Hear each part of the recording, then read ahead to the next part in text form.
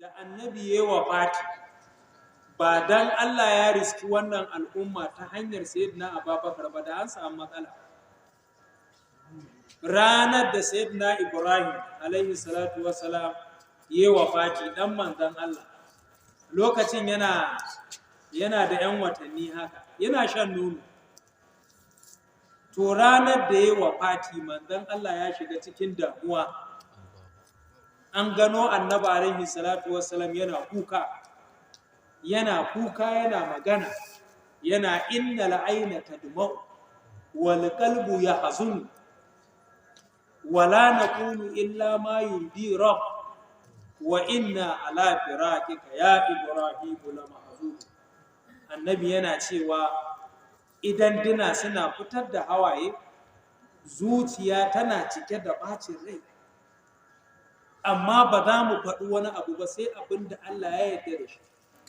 Ya Ibrahim, muna cike da bacin rai dangane da rabuwa da kai. To a wannan rana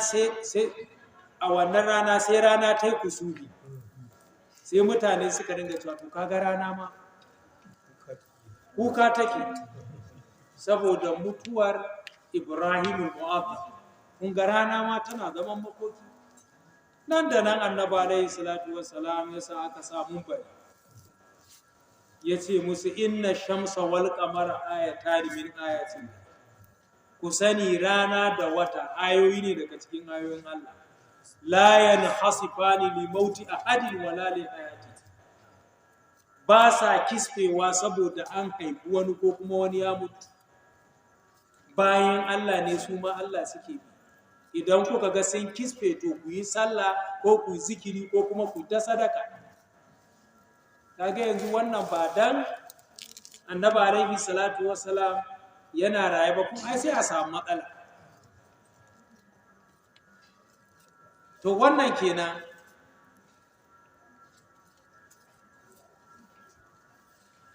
Kamar yadda mutuwar sayyidina Hussein ita ma ta da kura, har yanzu ma muna cikin kuras. Kuran ma yawo take ta hau wannan ta hau wannan. Mu dai Allah ka tsare mu ba za ta hau ba insha Allah. In Allah ya yarda wanda muka sani ma wannan kura ba za ta hau shi ba. Ranar wafatin sayyidina Hussein, Allah madaukakin sarki ya ƙara yadda a gare shi. A ƙarƙashin faɗin Allah maɗaukakin sarki fama bakat alaihimus sama'u wal ardu wa ma kanu munziri.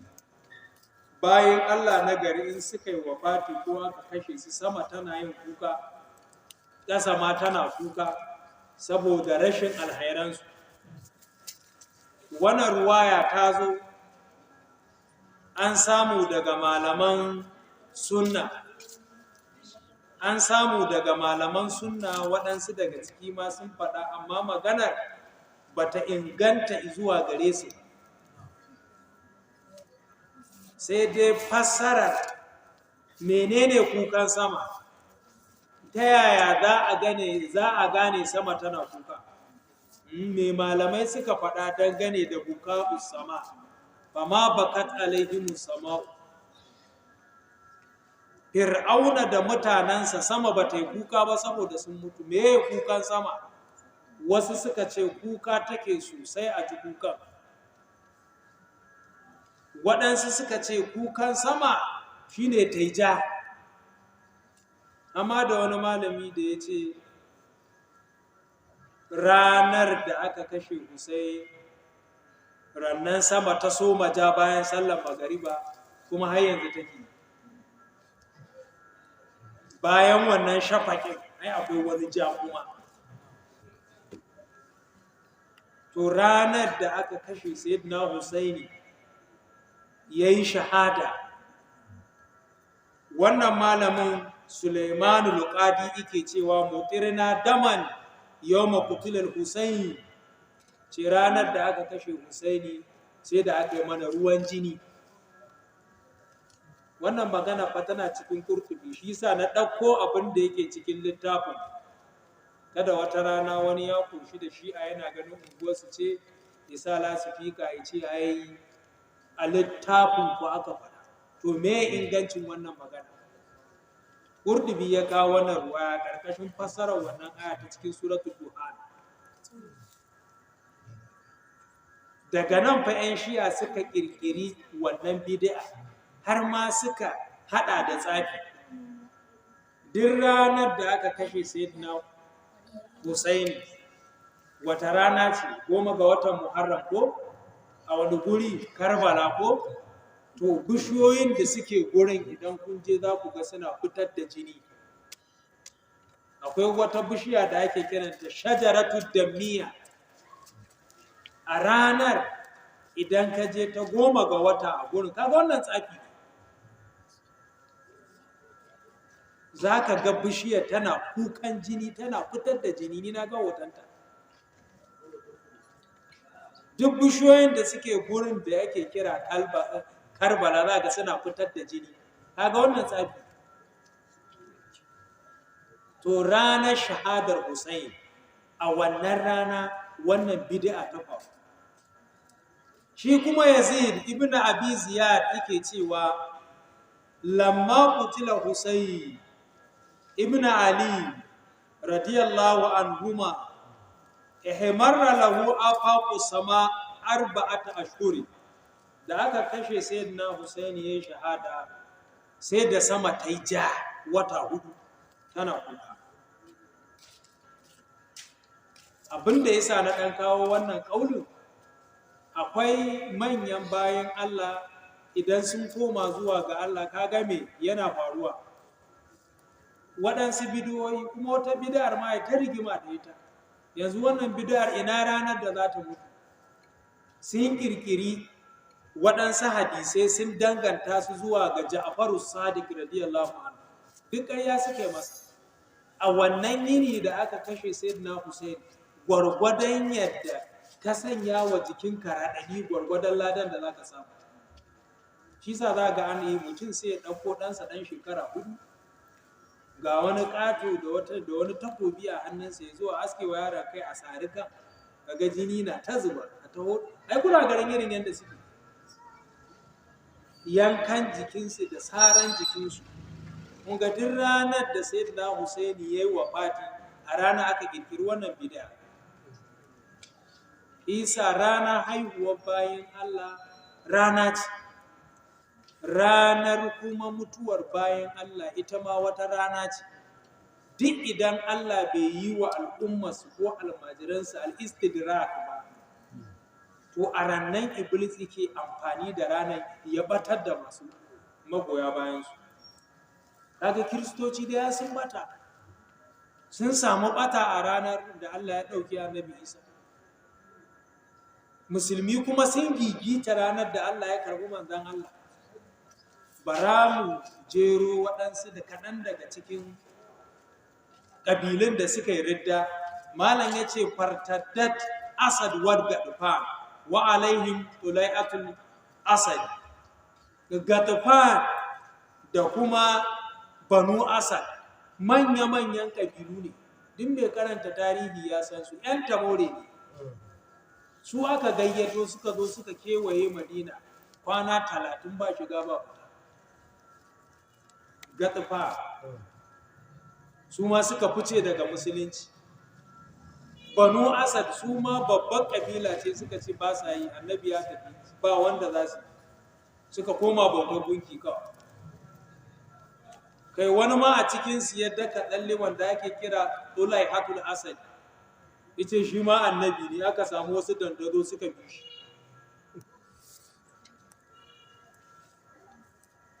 Sannan kuma Mazahaj babban ƙabila da waɗanda suke kewayensu. Wani wanda ake kira Aswadul Ansi, shi ma ya daka ɗalle ce shi ma an masa wahayi, shi ma annabi, kuma duk suka bi shi. Wannan fa daga wafatin manzon Allah. Sai Banu Hanifa, su ma Banu Hanifa, Musailamatul Kadhdhab yace shi ma annabi ne, kuma a kashi 3 su kashi 2 da rabi suka bi shi. Sai Banu Sulaim, shi ma wani da ake kira Fuja'a, shi ma yace shi ma annabi ne, kuma suka bi shi. kaji irin yadda sababbin annabawa suka dinga bayyana daga wafatin manzon Allah kuma ana bin su bi makahon bi. Sai banu tamim, ita kuma wata mace, ita kuma ta yi tsalle, ita ma ta ce annabiya ce, kuma saboda shirme aka suka bi ta. Ta shirya runduna mai ƙarfi, ana kiranta saja a taghlabiya, kuma ta dinga bi tana yaƙar ƙabilu tana murƙushe su sune mata mubaya. Ƙarshe ta ce da Musailamatul Kazzab ya shirya ga ta nan. To lokacin yana yaƙi da musulmi, ya ga yaƙi da ita ba zai yi ba sai ya mata wayo. Ya ce ta zo a sulhunta, shi annabi ita annabiya, sai ya aure ta, sai a haɗa wata annabta mai ƙarfi. Sai a haɗa wata annabta mai ƙarfi. Aka yi mata wayo, ya zo ya dinga, aka dinga, ya zo ya yi mata waɗansu irin waƙoƙi irin nasu na shafiyai, aka yi shaye-shaye. Daga ƙarshe ma ne ta ce dai ta ma ba shi annabtar ya haɗa. Ya yi mata wayo. To abinda zan ambata shine ku sani wannan Aswadul Ansi tun zamanin manzon Allah ko yadda ka dalle yace shi annabi, ya fito da sojoji 700 ya bi waɗansu ƙabilu na Yaman ya mammake su duk suka bi shi. Abun mamaki ma kaga annabi alaihi salatu wasallam yana raye ya ga kishi, kuma ya san Allah zai maganin wannan kishi. Haka Musailamatul Kaddabi shi da ƴan uwansa Banu Hanifa har Madina suka yi wa annabi mubaya suka karbi musulunci, amma shi Musailamatul Kaddab sai ya ki zuwa gurin manzon Allah. Wata ruwayar kuma aka ce ya je gun annabi, amma da suka tashi suka koma sai ya ce ba kun ga mun kebance da shi ba, kuma ba ku ga ya jana a jiki ba muna tattaunawa, cewa ya bani rabin annabta, ku ne ba ku gane. Kuma wallahi saboda jahilci suka bi shi. Wani ya ce kai Musailama ka ji tsoron Allah, ƙarya kake. Ice shi ne a yi rubutu wa annabi wasiƙa min Musailama Rasulullah ila Muhammadin Rasulullah. Abokin nan naka da ka bashi rabin gari za a dinga masa wahayi dangane da abin da ya shafi yan ƙauye, kai kuma ne maka wahayi dangane da abin da ya shafi yan birni. Musailama shi ne annabi da za a mayan masa, sai yasa aka rubuta min Muhammadin Rasulullah ila Musailamatul Kazzab. Haka fa magoya bayansa maganar da nake gaya muku ɗazu suka fito fa su 40,000 suka zara takubansu, kowa ya karya kuban takobinsa. Idan ka ga balarabe ya zara takobi kuban ya karya to sai dai a mutu kawai. Sun yi imani da shi, sun wahalar da sahabban manzon Allah, an yi gwagwarmaya da su, baƙar gwagwarmaya. To amma abin da nake so in fito da shi a zamanin wa Allah ya yi maganin su, sai Allah ya aje wa Abubakar Siddiq su. Annabi alaihi salatu wassalam bai shirya rinduna an kai masa hari ba. Ya san da cewar Musailamatul Kazzab ya yi ridda ya naɗa kansa annabi, kuma yayi wa annabi ƙarya ya ce wai annabi ne ba shi rabin annabta ta mutanen ƙauye. To amma Allah madaukakin sarki sai ya aje wa sayyidina Abubakar Siddiq wannan falala. Haka zalika kuma Aswadul Ansi shine wanda na soma bayani a kansa, shi ma yayi karfi, dan karamin karfi zamanin annabi, da annabi kuma yayi wafati kawai sai ya fito yayi karfi sosai aka bi shi. To shine fa musulmi suka kai masa hari a zamanin sayyidina Abubakar Siddiq, wanda da ake kira Fairuz ad-Dailami, Fairuz ad-Dailami shine ya kashe shi. Yayi karfi, unguwar da yake estate ne a kewaye take da katanga, yana cikin wani ɗaki ya sha giya ya bugu, sai shi Fairuz ya haura ya je ya same shi ya masa kyakkyawan tsara. Da ya masa wannan kyakkyawan tsara sai wani irin ihu yanda kasan irin ihun nan na dan maraki sai masu gadinsa suka fito a guje lafiya lafiya. Sai matarsa daman ta san ƙarya yake sai ta ce annabiyu yuha ilayya ai wahayi ake masa sai wahayi ake yi masa. Sai suka koma sai da aka yanke kansa aka datse kansa. Masu gadinsa suna bayan gida sai gani suke suna bayan katangar sai gani suke kawai a wurgo kansa. Wanda ya wurgo kan yana ashhadu an la ilaha illallah wa la sharika wa ashhadu anna muhammadar rasulullah wa ashhadu anna aswad al-ansi kadhab. Sai suka ji an faɗo wannan kuma suka go an wurgo kansa ya faɗo yayi yana gagargangar sai gudu. To kun ga kalli irin yanda waɗannan biyun tun a zamanin annabi. Fisa wannan sunna ce ta Allah. Duk abin da Allah ya baka kana raye sai kaga irin ka ko wanda ya fi ka. Wannan sunna ce ta Allah kan ma ka yaudari kanka ko menene saboda Allah ya kare kaɗaitakarsa. Inna Allah wutrun yuhibbul wutra. Allah shi kadai ne yana son abu kwada. Ko manzon Allah a zamanin sa gashi Aswadul Ansi annabi yana raye da kadalle ce shi ma annabi ne kuma wasu ka fi shi. Musailamatul Kazzab annabi yana raye da kadalle ce shi ma annabi ne kuma aka fi shi. Wai har ana yi masa wahayi. Sai wata rana idan mun samu wata gaba ma karanta irin ayoyin da ya ce ana saukan masa alfilu malfilu wa ma adraka malfilu lahada nabun kasiru giwa shin waye sanar da kai giwa wai alfilu malfilu wa ma adraka malfilu wai tana da ejela yar karama.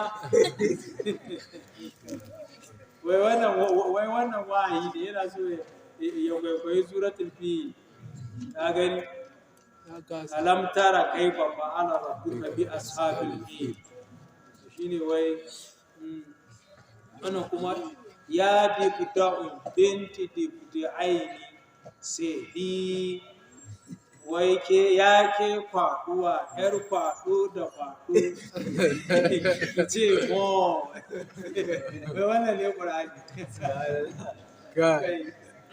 Allah ya zawai suratul dudda'aini ba in kana da an kawo kan google kai kiliki suratul dudda'aini suran fani guda biyu na Musailamatul Kazzab za ka ganta cikakkiyar da na san za mu yi wannan magana da na daɗa karanta to me za ka zara ka haddace ba ka haddace ƙur'anin gaske ba kuma ka zara ka haddace ba ya dibda'in ya dibda binti dibda'in Allah ya sawa. To wannan shine abin da ya faru a wannan nukuda da muka karanta na wafatin manzo alaihi salatu wassalam. Mun ji dai irin yadda bayan Allah haihuwarsu na maimaita muku ko kuma wafatinsu arrazina wani abu na mara daɗi kan iya samun al'ummarsu ko kuma almajiransu sai daga lokacin sai Iblis ya kaɗe su sai ya sauke su daga kan abin da yake daidai. Sai kuma wani sati insha Allah za mu tattauna akan jam'ul Qur'an, tattara alqur'ani. Wannan ma ni'ima ce da Allah ya ajiye wa sayyidina Abubakar. اللهم اهدنا فيمن هديت وآتنا فيمن عافيت وتولنا فيمن توليت وصرف عنا شر ما قضيت. اللهم اجسنا برحمتك يا منجي المؤمنين وفرج عنا ما نحن فيه يا غياث المستغيثين. اجسنا برحمتك يا حي يا قيوم. سبحان ربك رب العزة عما يصفون وسلام على المرسلين الحمد لله رب العالمين.